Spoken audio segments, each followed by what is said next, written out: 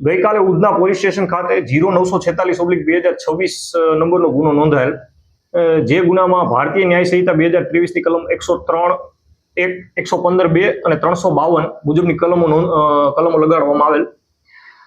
સદર ગુનાના કામે ફરિયાદી જે છે તે હર્ષદભાઈ મણીલાલ શાહ છે અને આરોપી એ તેમનો દીકરો છે જેનું નામ મેહુલ છે.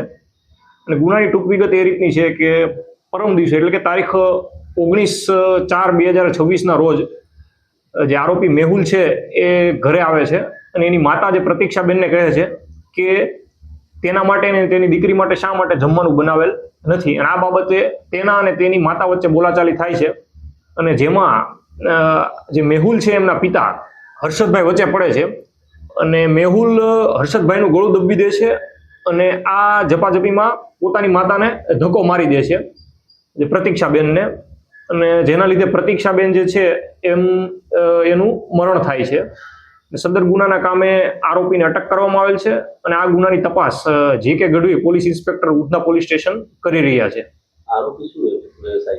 સદર ગુનાનો જે આરોપી જે છે મેહુલ શાહ એ ડ્રાઇવિંગનો ધંધો કરતો હતો અને છેલ્લા એક મહિનાથી પોતાના ઘરે બેસેલ હતો.